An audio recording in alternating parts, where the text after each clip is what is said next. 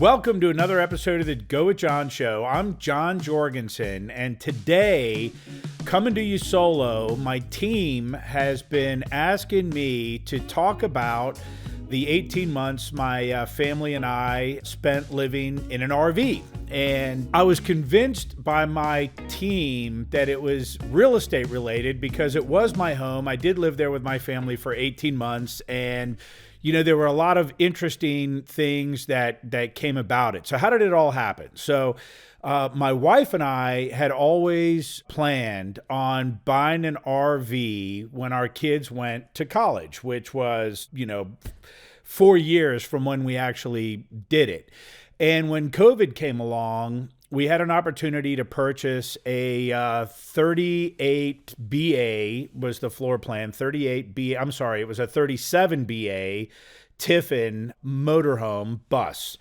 And it was 38 feet long. And it was quite a shock moving out of our house in McLean, Virginia, which was fairly large, and into a 300 square foot bus. And, at first it was a lot of fun and it was really exciting. And we got on the road. It was COVID. Everybody was locked down and we were working and going to school from the RV.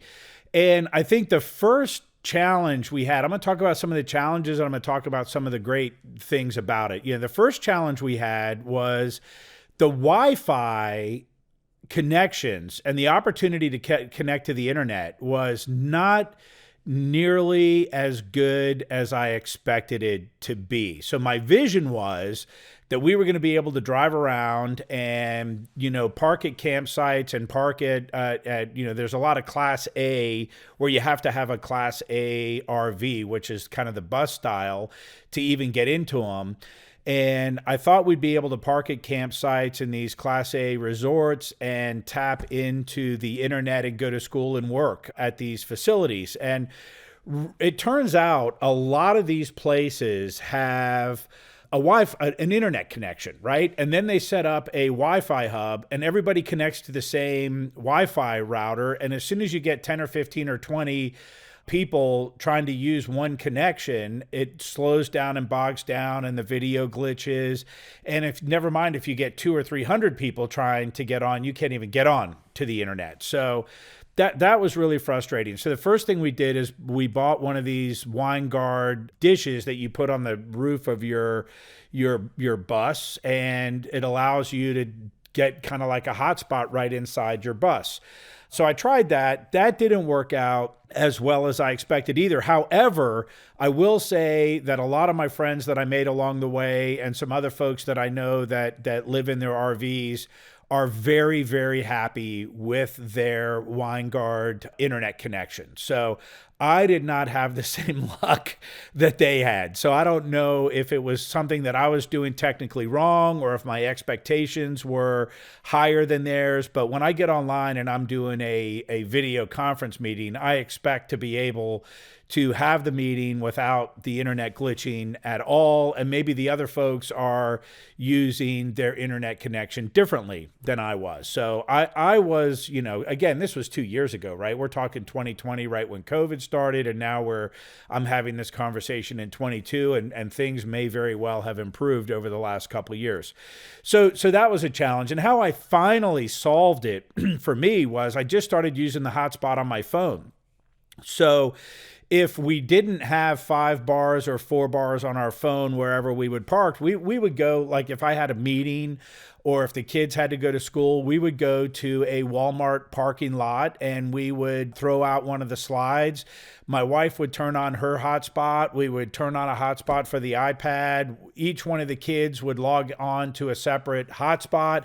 I could use my hotspot for my meetings, and it actually worked out really well. It just took us a while to figure that out. So kind of once we got into the mechanics of being able to work in the bus, it didn't take us long to figure out that the hard part about being in an RV is the moving and it's the transition from parking to moving and moving to parking. And I'm not talking about necessarily parking at a Walmart when you're sitting there trying to do school or a meeting for the day. It's when you get to a campground. You get to a campground or you get to a parking space. It takes a lot of energy to set up your RV so you can live in it, right? So when you're going down the road, here's another misconception I had. I see these buses going down the road and my vision is that everybody's inside the bus, they're watching TV, people are in the back, working, or somebody's, you can sleep in the bed while the bus is going down the road. And it's really not the case. I mean, when you're moving this massive vehicle down the road, the wind blows you around. It's interesting to drive, which I'll talk about that in the next segment after we take a break. But when you're going down the road, you're really just kind of in a giant car. Somebody's got to drive it. You typically have somebody in the passenger seat. And then in my case, I had my two kids right behind the driver's seat on a couch that had seatbelts on it. And they would watch TV or they would try to do something while we were going down the road. But it really, the travel time in the bus moving down the road was not nearly as productive as I expected it to be. I thought, my wife would be able to drive and I would be able to work, which actually did happen, more often than not.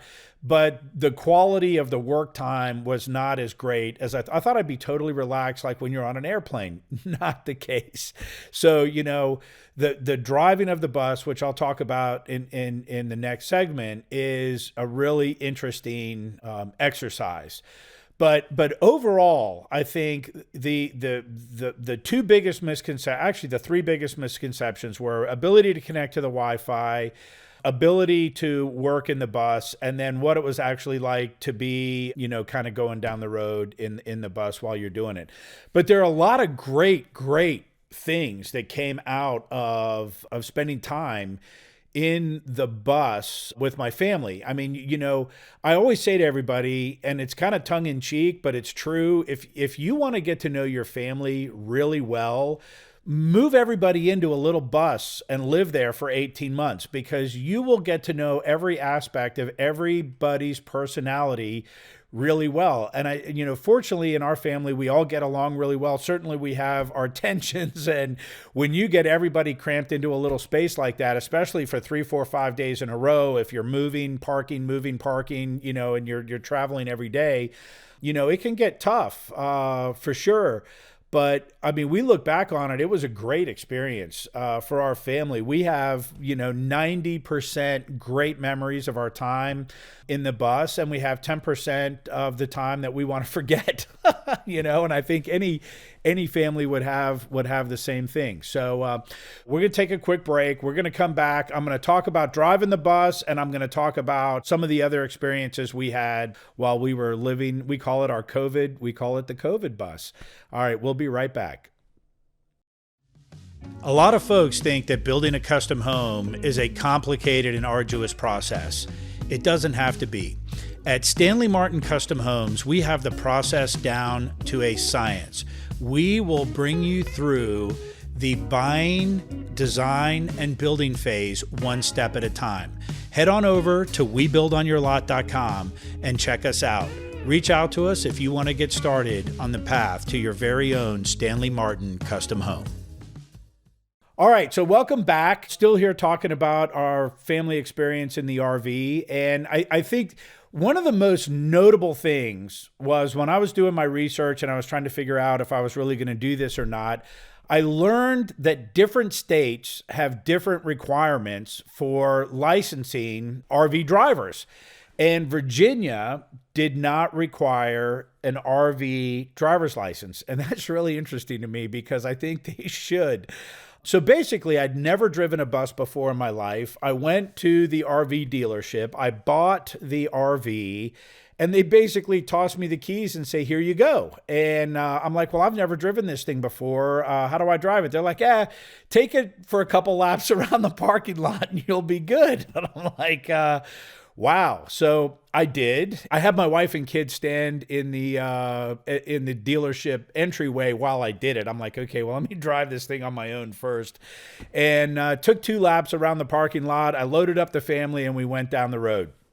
So the first thing that happened as we're driving down the highway, I'm probably going 55, 60 miles an hour thinking, okay, this is good. It's easy. It's smooth. We're riding on airbags. We're kind of bouncing up and down a little bit. And it, definitely felt really soupy. And then all of a sudden an 18-wheeler went passing by and it literally blew me off the road. And I was probably 4 to 6 feet off to the side of the shoulder. My wife is screaming. She thinks we're going down in the ditch. It was a very traumatic experience. And I was like, holy moly, that was crazy, right? And I thought it was an anomaly.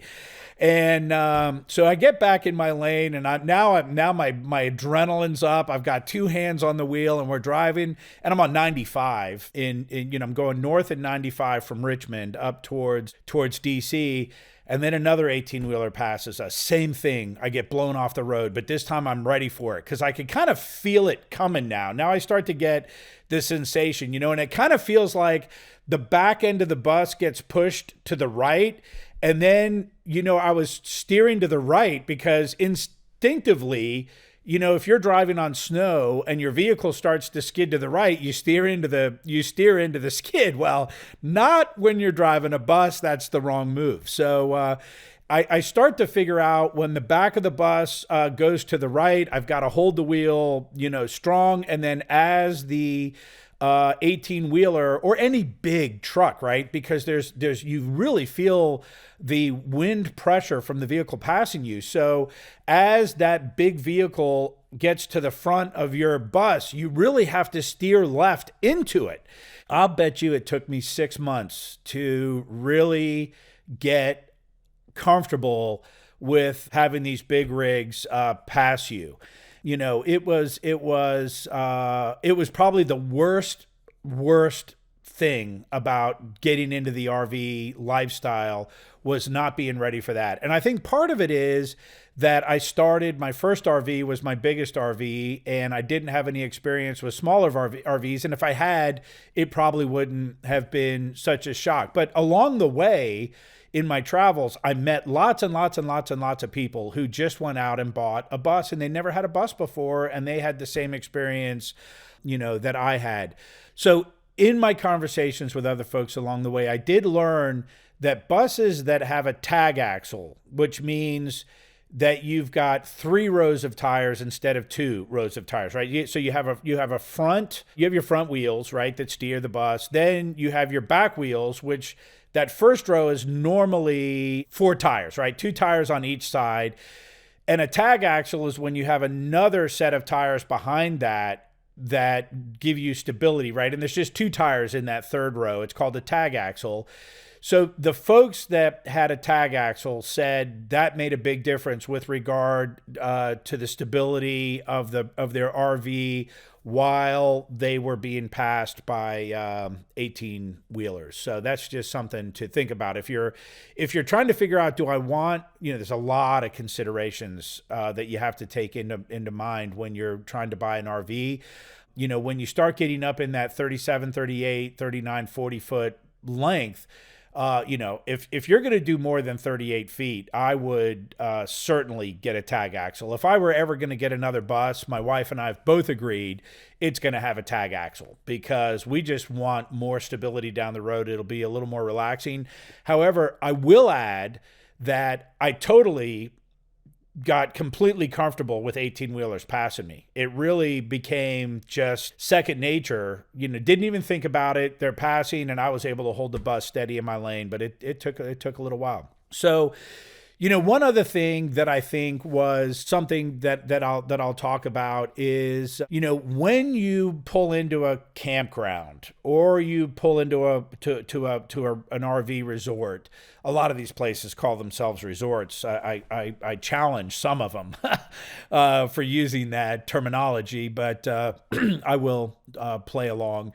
When you pull in and you've got to set up your bus, that's an interesting exercise. And, one guy or one gal doing it on your own, it's really a lot of work. I enlisted my kids, and we got to the point where we could do it really in 15 or 20 minutes, but you got to pull in. Our bus had auto leveling jacks, which was great. You could just push a button and these jacks would go down and kind of lift the bus up in the air a little bit. So it was kind of on solid ground. Then you've got to hook up your sewer line, which I think you can all imagine is not the most pleasant thing to do. There's definitely some learning curves there, which I'm not going to talk about on this episode because frankly, it's just disgusting. But once you get the hang of it, you've got some big rubber gloves on and you get it hooked up and not hooked up. It's all good. You hook up your water line, you got to plug in your electric, and then, you have to switch over to shore power. You get your air conditioners on. You get your slides out, and your slides are those things that kind of pop out that make your bus bigger. I think almost all RVs have slides, even trailers and smaller RVs. So then you get your kind of your living space set up.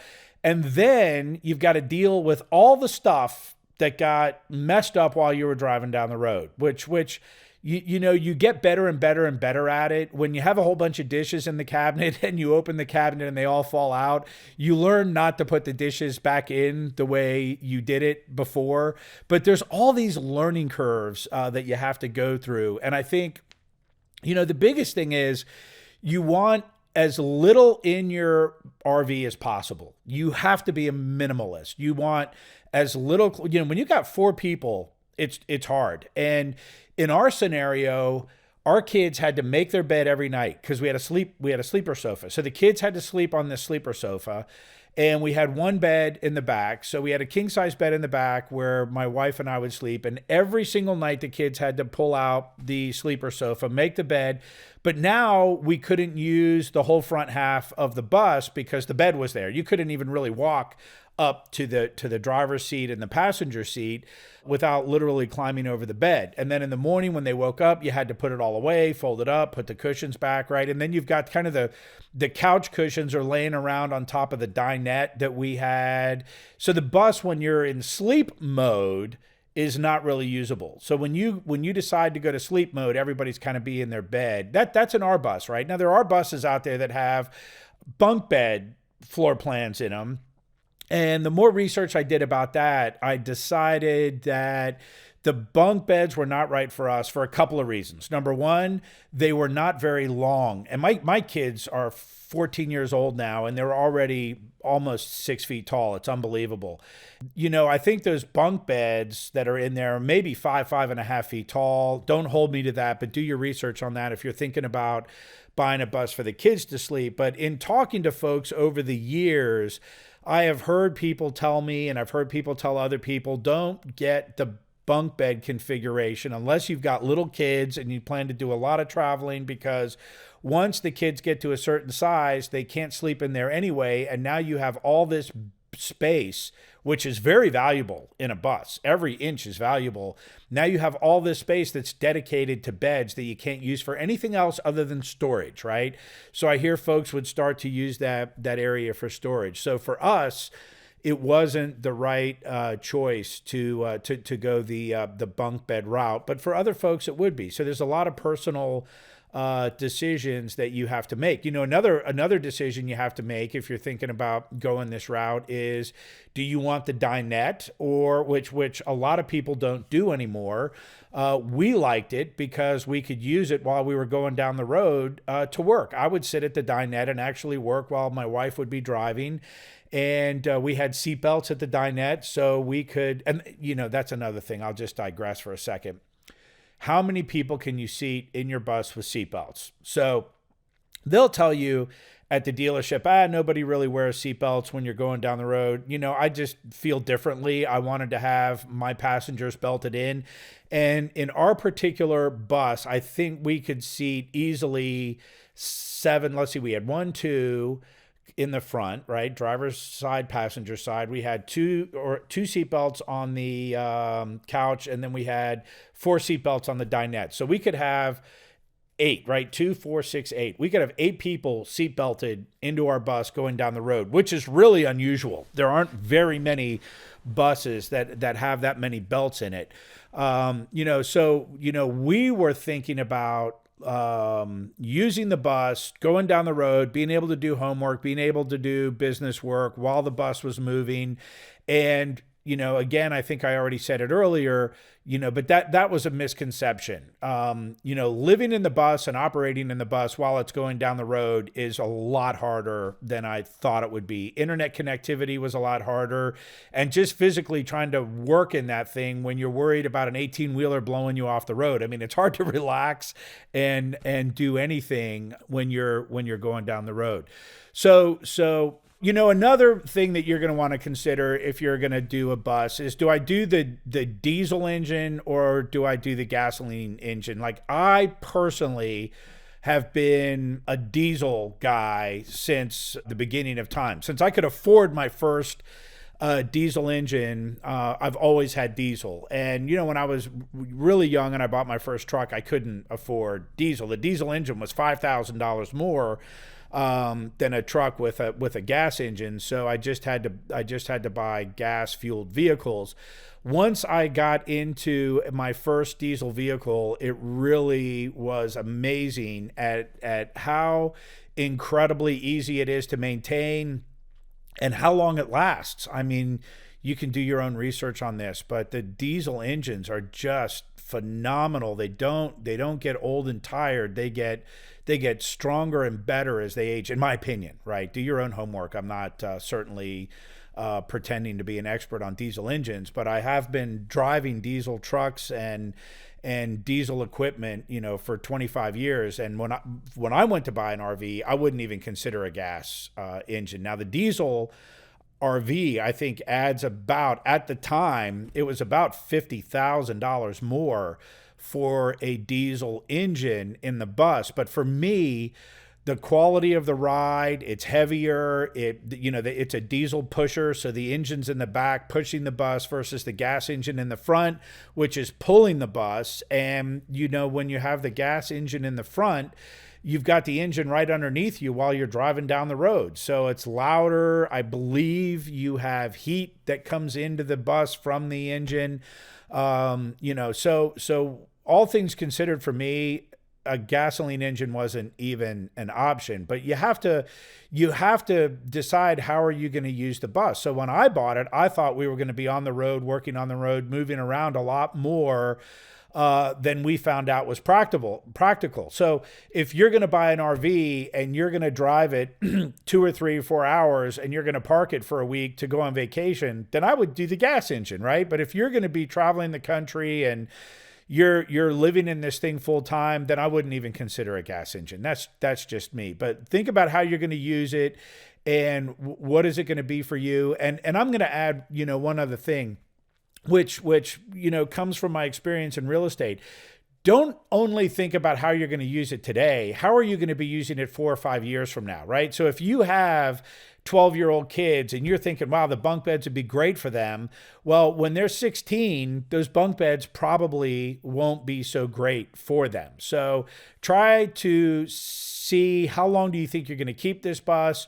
How are you going to be using it? And who's going to be in it with you? If you've got lots of grandkids and you're going to have different grandkids traveling with you all the time or staying with you, then the bunk beds may be a great choice, right? So it's everybody's different. And, my decisions were based on me and my family and things like that. So that's a lot about the mechanics of how we got into it, and some of my experiences with the bus and interacting with the bus. And I'll close this segment out, and then I'm going to come back and I'll tell a couple stories in the last segment. I'm trying to focus on my misconceptions, right? Because everybody turns on, I think, not everybody, anybody who's thinking about getting an RV one day will watch the RV TV shows, which, by the way, we used to watch in our family all the time. We had them on all the time. And then we bought the RV and we haven't watched one since. Not one. And let me tell you why. Because they are not giving you the real deal. If you want to learn about, this is the best advice I could give anyone, because we got into this RV and then you're at the campground and then some kind of warning light comes on, or the worst thing ever is like your black water tank fills up. Now, your black water tank is where all your black sewage goes. You can figure it out for yourself. And, you open up a valve, you drain it, and then you close the valve, and then it's just supposed to work again. Well, so think about it for a second. So in this little 300 square foot bus, we had 2 bathrooms, we had 1 shower, we had 3 sinks, we had 2 toilets, so think about all this equipment, right? There are so many hundreds of things that can go wrong. And they never, ever talk about a single one of them in these RV shows. I don't care what RV show you're watching. The only thing they show you is people going down the road, watching movies in the back of the bus, campgrounds, hiking, riding your bikes, canoeing on beautiful lakes, traveling through the mountains, enjoying amazing views and meeting people along the way, right? I think that's the best way I can sum it up in 15 seconds. Then you get in your bus. You're sitting there and your black water tank won't drain and you get this warning light. So you get your phone out and you start searching up, okay, black water tank won't drain. Now you get 100 videos with 100 different guys and gals giving you all these different explanations on how to cure this problem. This is when the reality of living in your RV sets in. You're like, I never came across any of these videos when I was doing my research on an RV. And you can start searching up online. If you really want to know what it is to live in an RV, start searching up, how to my leveling jacks aren't working. Let me just try to think off the top of my head some of the things we ran into. So I would say search up satellite dish connectivity issues, right? I can't get my Winegard to connect. Black water tank not draining, or toilets won't flush, or, once you start searching up stuff, you're going to start coming across people who have dedicated YouTube channels to how to fix all the things that go wrong in your RV. If you want to learn what it is to be in an RV and live in an RV and spend a lot of time in an RV, watch those channels before you buy an RV. Because if I would have probably had a much more realistic view of what it is to live in an RV for 18 months. The fantasy would have been quashed before I ever put my first mile. I still think I would have done it, right? But I would have been more educated about what it is. And I think my estimation, and this is not based on anything but my own opinion and just the people I met along the way, probably 70 or 80% of all the folks that are driving around in an RV bus started out in a tent, and then they went to a camping trailer. Then they went to maybe a large trailer. Then maybe they went to a small Class C RV, right? People just kind of graduate to the next level, and they know all about camping and they know all about this stuff before they even get to the bus.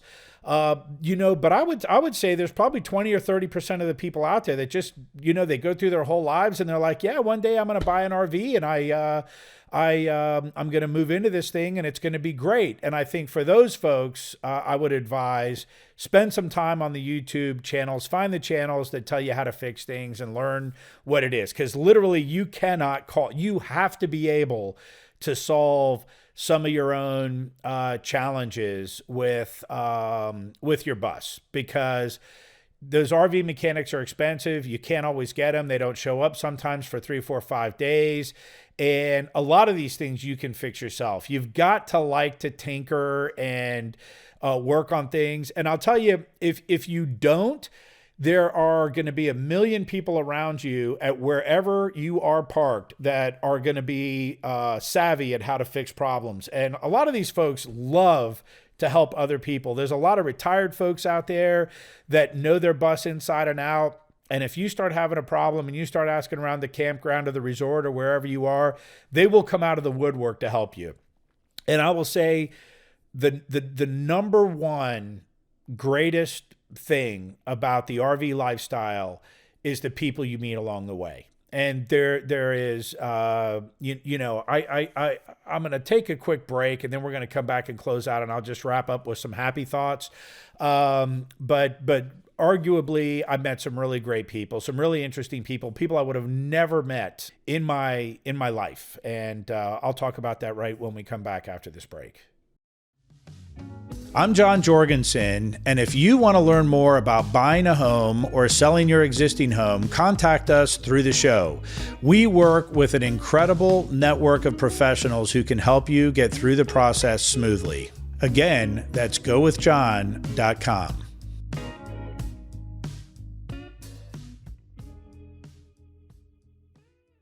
All right, so just to kind of wrap up, I've talked a lot about, the thinking that went into buying an RV and driving it and all of that. I'm going to add one thing about driving an RV. Do not pull into any parking lot where you are not 100% convinced that you're going to be able to get out. I never got stuck, but I pulled into a Starbucks one time and I thought because I was kind of looking at it from the road, I'm like, oh yeah, I can get through it. I can get through there. Well, I got into that parking lot and I couldn't get out. I couldn't back up. I got cars behind me, got in the drive-through line, and we were stuck there for maybe, 30, 40 minutes. And the only way I was able to get my bus out of that parking lot, and I had people blocked in, so you can imagine there's cars parked. I pull the bus in, there's a drive-through line coming in behind me, so I can't back up. So I had to wait for 4 or 5 people to leave so I could pull in my bus through the parking spaces where cars were parked so I could get through. So I only did that once, but that was quite something too. So I hope I'm done with the advice for this episode, but that's another thing, man, that pay attention before you pull your bus into something, make sure you can get it out. So the people along the way, I would say that when you are in various different campgrounds and resorts, and you get out and you meet people and you ask them, hey, what do you do? Most of them are going to say you're retired. I like to say, well, what kind of work did you do? What industry were you in? And, I have met people from all walks of life. I've met engineers. I've met people that were in, the NASCAR industry. I met a police officer who was working with the LAPD at the time of the O.J. Simpson saga, and I got to talk to him. He was parked right next door to me and and we spent 3 or 4 days chatting, and we talked about what it was like for him to be a police officer. He was a detective at the time. He wasn't directly working on the case, but it was interesting to hear his perspective of what was going on within the organization at the time. So any type of industry that exists, if you are meeting the folks in the campground, you're going to find people from all walks of life, and the stories they have and their perspective they have is amazing. And I think some of the resorts that you're going to go to, you're going to find that there's a lot of people living full-time in their RV. They don't even own a house. And that's amazing to me because I don't know if I could do that or not. And these folks have had a career and then they've retired and they've moved into their RV. They have kind of a home base. One really cool home base that I'm aware of is I'm going to throw a plug out for Riverbend Resort in Florida. It's right in La Belle, Florida. And it is one of the coolest RV resorts that I've ever seen. And there's a lot of people that live there. They're snowbirds, and they come down and they live there in the winter, and then they go back to their home in the northern states in the summer. And there's a group of people that live there full time. And I've spent a lot of time at Riverbend. There are some amazing people there. I've made some great friends there. But this place, if you look it up online, has a RC racetrack where you can race your RC cars. Now you do have to be a member of a club to race your cars there, but if you're there and you have a remote control car, I'm sure they'd let you join in a certain fashion or not. So they have a sailing club where folks sail remote control sailboats on a lake.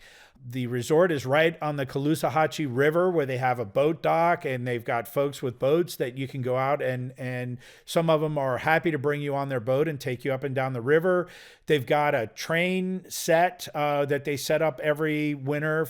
When I say winter, it's summer down in Florida, right? So they set up the train set for Christmas, and it's really cool. They've got an amazing clubhouse. They do all kinds of events. So, and I'm sure there's other resorts out there. When you get online, there's a lot of Facebook groups that have these RV resorts. Well, by the way, I'd be remiss if I didn't mention the pickleball club at RV. I think I'd be banned from the resort if I didn't mention that, because those folks are serious, and I don't play pickleball. But man, they play pickleball and they are competitive, and it's amazing, and it's a great spirit of folks down there. And I'm not trying to give you a comprehensive view of Riverbend. Riverbend just happens to be the resort where I've spent the most time and I know the most about it.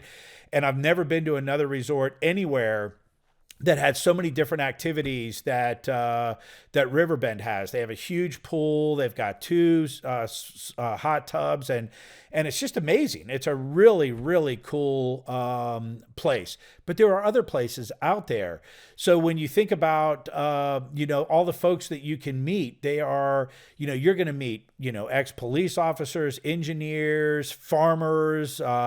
Any kind of profession you can think of, you're going to meet them. And most of the folks, I would say, are very eager, are open and willing to spend time with you, sharing their stories. And as much as you want to hear or learn from other folks, they're out there. All right, I'm going to talk about two really cool things that I think everybody should consider if they're going to go RVing. The first thing is, we never did this. We haven't done it yet, and my kids might be too old for it now.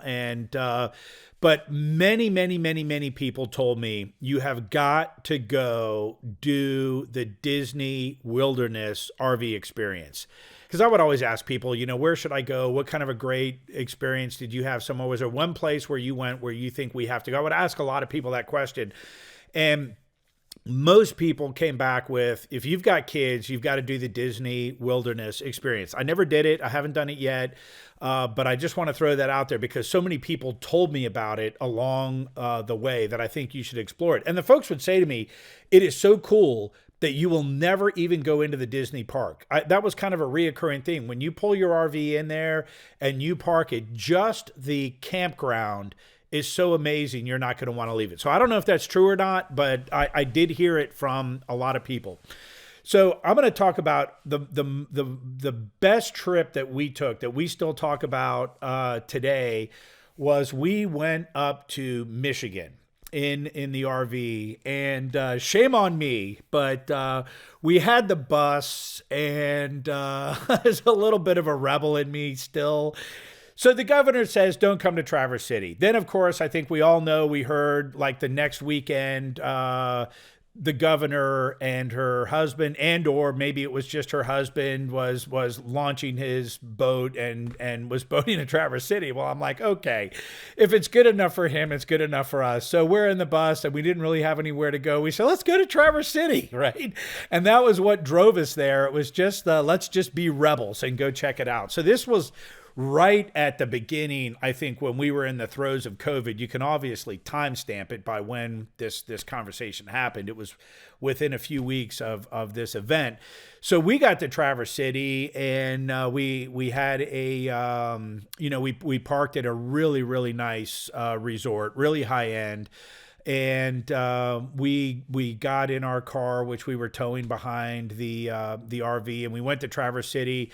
And it was a little uptight. There was a lot of there was a lot of security down there. Everybody was wearing masks, and we didn't really go into any of the stores. We just kind of walked around and checked it out, and then we went back to our bus, and we're kind of exploring things to do.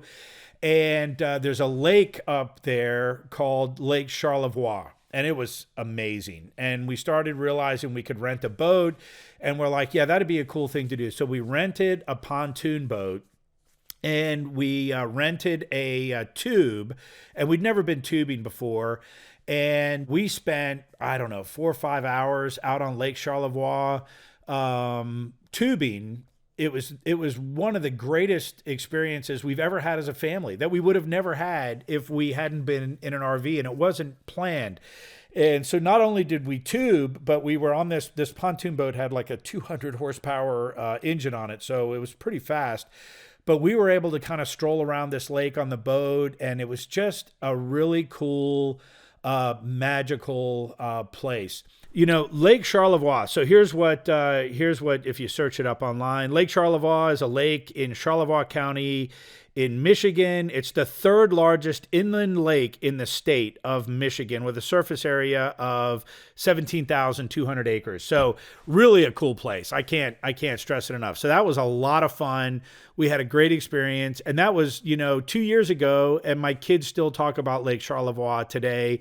And I can guarantee you we will find our way back there with or without an RV at some point in our life. So that to me, that whole area up there is amazing, amazing. So, in closing, I'm going to say, spending 18 months in an RV with your family is not for everyone. That I will certainly say. And it takes, I think, it takes a lot of discipline. It takes a lot of structure. It takes a lot of patience. It takes a lot of empathy, right? You have to really understand what the other people in the bus are going through and how hard it is for them, because it is hard. I will not sit here and say that it's a ball of wax. And, there were some stretches of time where, you've got, week after week after week where it was just massive amounts of stress because we couldn't get online with a clean connection. We couldn't get school assignments turned in. My meetings were glitching, and we were really questioning our decision. But we kept pounding on finding a solution to our challenges. We got through them. We ended up at Riverbend Resort in La Belle, Florida. We ended up parking the bus there for a long time. Many, many months we were there. And I learned that parking and existing in one place is a lot easier than moving around. And, if you're moving around every week, that's tough. And it was a mistake. And I didn't know it at the time. If you're going to spend a lot of time in a bus and you're going to move around, I think you want to park for at least 2 weeks at a time, maybe 3, because the process of packing everything up, bringing in the slides, and, there's a button on the dash on the side, left-hand side of our RV that says travel mode. And you push that button and it brings up the jacks and it puts the air back in the airbags so you can drive your bus. And it took me a long time to realize that travel mode is much more than just bringing up the jacks. Travel mode is a mentality.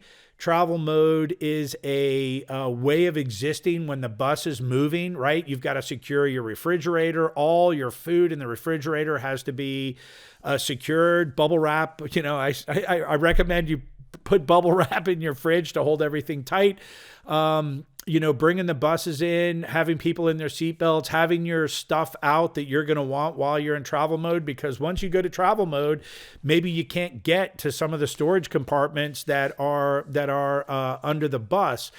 And, you're not really, you've got to have a DVD player out and ready, accessible, and plugged in to a TV if you want your kids to watch TV while you're in travel mode. So travel mode is when the bus is being packed up or moving or unpacking. And then you've got kind of camping mode or living mode, which is much more relaxing. Trust me. I mean, I think the big challenges you come up with when you're in camping are when you get a light that your black water tank is full, or your gray water tank is full, and for some reason it doesn't drain the way it's supposed to, and you got to deal with something. You learn pretty quickly how to deal with most of the things that come up, and most of the things that come up are easy to deal with. Most of them, once you learn your equipment and you understand how your equipment works, it's pretty easy. So, I would say I will probably never, ever do this again with my kids. I think that my wife and I, it's highly likely we'll end up with a period of time in our lives where we are RVing again, and we had a lot of fun. And I think that for me, I love meeting people, right? And I think RVing is something different for everybody. Some people love camping. Some people love hiking. Some people want to be roughing it in the woods. I never went to a single state park. But a lot of people talked about how great the state parks are and they're affordable and you're really getting close to nature and there's not a lot of amenities. And, that wasn't my thing. Some people only want to be at Class A resorts. They won't even go to another type of campground. Me, I like meeting the people along the way. That's my pleasure, is meeting the other folks, hearing their stories, learning. And that's one of the reasons why I have this podcast is, I find the stories fascinating, and hopefully I get better and better at bringing them to you. But, the RV thing was a thing that we did for COVID. When somebody told me I had to lock down in my house, I said, this is never going to work for me or my family. Not only am I hyper, my wife is hyper. I got at least one kid who could have managed it very well, but the other one, no way would have survived in lockdown. We had to do something. So that was our solution. And I hope you've enjoyed, hearing some of my stories. Feel free to comment on Facebook. If you want to chat more about it, I'm happy to answer any questions that folks have if I can. But there it is. That's my RV story. I did it for my team. I hope you enjoyed it. And that concludes another episode of the Go with John show. Go out there and build something extraordinary.